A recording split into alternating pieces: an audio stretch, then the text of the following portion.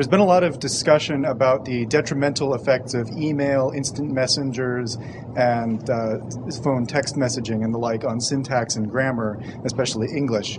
Do you feel this is the case, or these changes are just a part of the natural evolution of language?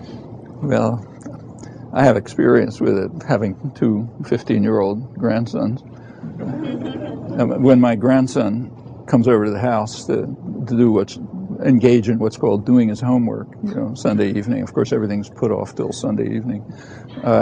He sits there with his computer in front of him, earplugs, listening to something that's called music. Don't ask me to describe it.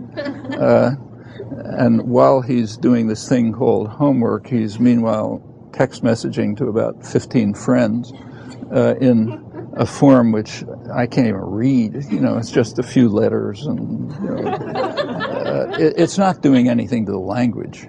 I mean, I think that's a mistake. The language is robust enough, so it's not going to be affected by that.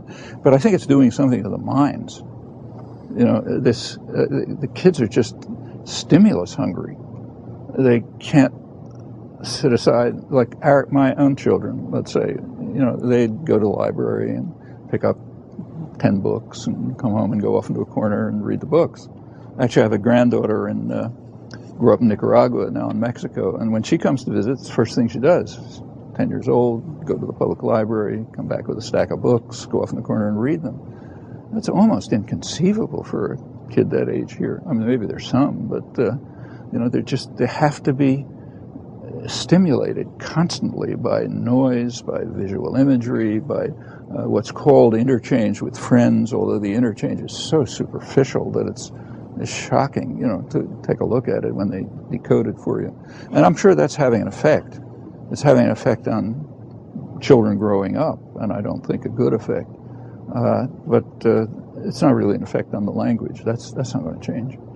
I mean, it's true that if you look over the history of language, teenagers generally tend to develop their own sort of argot, way of talking.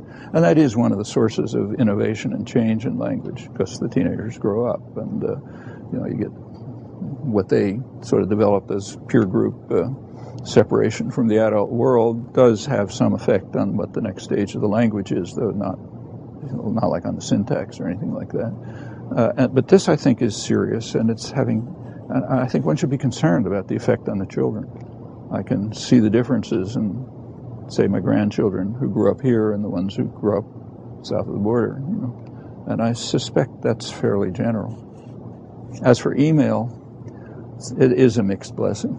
I mean, I think it's a great thing. On the other hand, I spend maybe 5 or 6 hours a night just answering queries and comments. I'm not sure that's the best way of distributing energy, but Well, thank you very much for coming. Yeah.